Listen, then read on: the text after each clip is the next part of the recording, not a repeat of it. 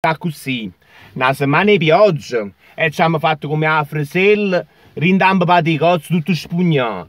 Poi, ringraziando la Maronna, è finita la pioggia, è arrivata la neve. Bella Maronna mia, Napoli innevato, uno spettacolo della natura, tengo ancora un freddo in culo. E i pinguini che facevano scivolo a partire da fino a Bascia Salvatore Rosa.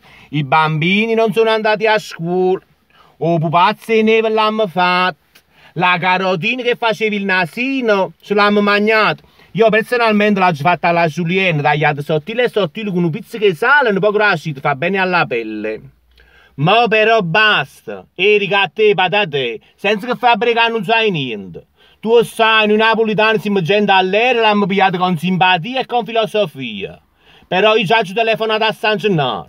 A città così faccio e bronzo, vedi come ti a mettere. Che se non si sistemano le cose che stanno, prima è squaglioso anche a settembre e a sciogliere la neve a marzo. Che lo scherzo è bello quando dura poco. Che poi, questo freddo che sta facendo, tenemos si pone appicciato 24 ore su 24. Quando arriva la bolletta, ma rimane che scolla in fronte, che sta andando pure aumentato il gas. Ma basta, va bene? Poi dall'ambiente che riscaiva che sempre a San Gennaro. Io ti sto dicendo, l'ha già avvisato,